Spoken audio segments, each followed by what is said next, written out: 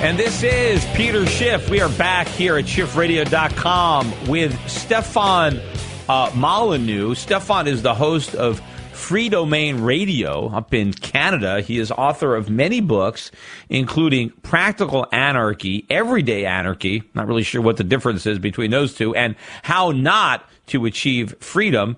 And, Stefan is probably the only guest on the show who can basically accuse me of wanting too much government. It's Stefan. Welcome to the show. Thanks, Peter. It's great to be here. Yeah, so I'm in the uncomfortable position of being the guy who wants government, and you're trying to convince me why I'm wrong. And so you, I guess, you're an anarchist? Is that how you describe, or anarcho-capitalist? How do you describe your philosophy here? Well, I think I would like to go out on a limb and describe my philosophy as correct. I'd like not to give it a label, but just simply say that it's right. Look, the non-initiation of force is a basic moral axiom. There's ways that you can prove it philosophically, but the non-initiation of force and a respect for property rights are both universal moral standards that we all accept in our daily lives. And yet we get this weird reversal. Yeah, but we get this weird reversal. We go up to the sort of stratosphere of the state, and suddenly we say, well, the initiation of force through taxation and debt and fiat currency and monopoly and tariffs and regulations, the initiation of force against peaceful citizens has now become the moral good. We need the state to initiate violence against its citizens in order to protect them from anyone who might initiate violence against them. Well, no, in talking about limited government, the type of government we have, since I, as an individual, have the right to use force in self-defense, I don't have the right to use force against somebody in an aggressive manner, but I have the right to use force to protect my property and to protect my life. And since I have the right to use force in self-defense, I have the right to delegate that responsibility to a government to use force in self-defense on my behalf. And so the government can act as a police force. But I do not agree, that just because I believe in living in government, I do not believe that the government has the right to use force in a positive way. So I don't believe that just because you have a government, that government has the right to take money by force from citizen A and give it to citizen B. You don't have to believe in that to be a defender of the concept of limited government. Wow, you're a tricky debater, Peter. That's good stuff. It's almost like you've run for office or something. Look, if you want to delegate your right of self-defense to an external agency, fantastic, no problem. But that external agency cannot morally create a legal monopoly on the provision of those services. We want competing defense agencies. We want competing police agencies. Because if you give a social agency the right to monopolize its services, then it's going to initiate force against competitors, which violates the moral rule. But who talked about monopoly? I'm not saying that the government should outlaw private security, outlaw bodyguards. I'm not saying the government has to have a monopoly on the use of force. I think, you can designate other people to do that. It doesn't mean that just because you give the government the power to defend you doesn't mean you give up the power to exercise self-defense on your own. Well, I hate to tell you this then, Peter. I'm afraid that we're on the same side of the fence then, because if you say that the government should just be a service provider of many service providers, then it's no longer fits the historical definition of the government, which is a legal monopoly on the use of force or initiation of force in a geographical area. If they're just another service provider, like one cell phone company among many, then it's not a government as we would describe it today. Well, it is. Because the government, they've never outlawed, your right to hire a private security guard. That's not illegal. That happens all the time. And even on taxation, you can say taxation is a forcible extraction. But if taxes are done in a constitutional manner, you can avoid the taxes. And I don't believe that there should be a prison. I think that the government shouldn't be able to put you in prison simply because you haven't paid your taxes. I think it should be a civil obligation for the collective support of government when government is doing those limited functions it is supposed to do, which is protect private property and liberty from aggression, whether it's aggression from abroad or aggression from other Americans. That's why legitimate governments are there, and they have a right to collect money. But I don't believe they should be able to do it in the manner that they're doing it in modern America. Well, I agree with you about that completely, which means that you can be confident that you're right, at least in my book. But if you're going to say that taxes should be voluntary and there should be no legal sanction against the non-payment of taxes, I think what you're describing is a charity, which I agree with. I think that's a good way of doing it.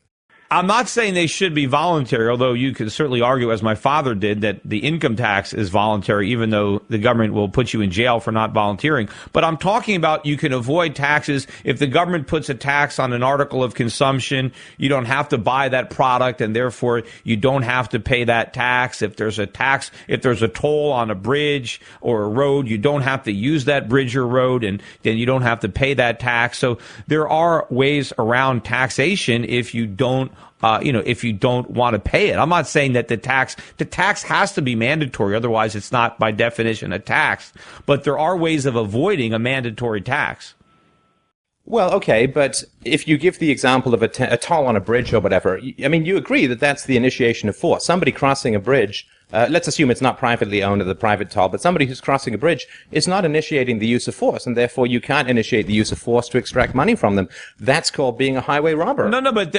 No, but you can say if you want to go over this bridge, you've got to pay this toll to help pay the cost of the bridge. If you don't want to pay the cost of this bridge, then don't use the bridge. But if you want to benefit from this bridge, you got to pay this toll. I mean, there's no force there because nobody forces you to go use that bridge. But if you voluntarily decide that you're going to use that bridge, then you have to pay the toll. Now, do I think you should be put in jail if you don't pay the toll? No, but I think there should be a legal obligation. The government can sue you. They can put a lien on your property. They can garnish your wages to force you to pay that toll. But I don't think they should throw you in jail.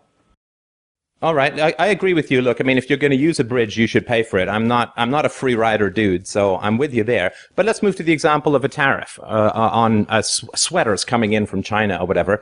Well, the people selling you sweaters from China are not initiating force. You're not initiating force when you go to buy those sweaters. So how does the government get the right to initiate force against you by slapping a tariff off? Well, I don't think this is initiating force against me. They're not forcing me to do anything. They're simply saying if I choose to buy this product that was imported, I am going to pay this tax. I don't have to buy that product, therefore I don't have to pay that tax.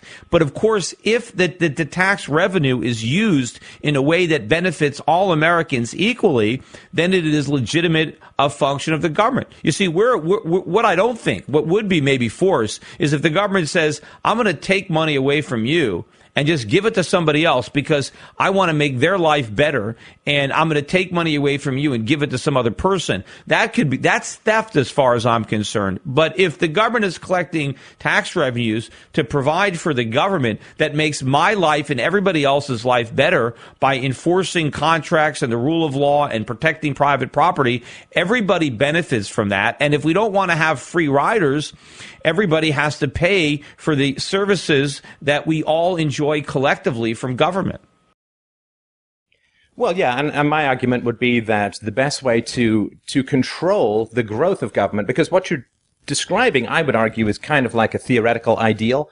I'm pretty well schooled in history. I got a master's degree in history from the University of Toronto, and I couldn't find an example of a government that stayed within that mandate.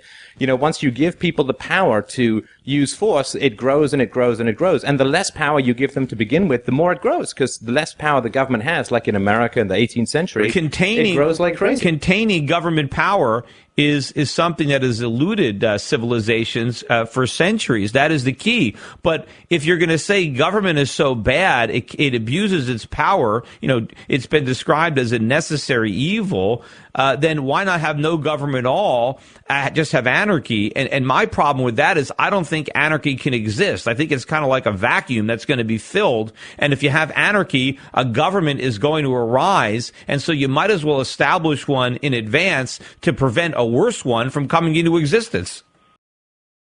Well, okay, let's take that one step. Look, you live in a state of anarchy. That's sort of you said, well, what's the difference between everyday anarchy and practical anarchy, these two free books I got? Well, everyday anarchy simply argues that you, Peter, and me, Stefan, we live in a state of voluntarism. I mean, I can't imagine that you go out and pull guns on people to get things done. You negotiate, you trade, you add value, you work hard, and that's what you do. You provide value to people in voluntary exchange. This is true within your family, within your business relationships, and so on. unless you've got friends in government who can do that for you, I can have a business and I can lobby Congress to go slap penalties and fines and barriers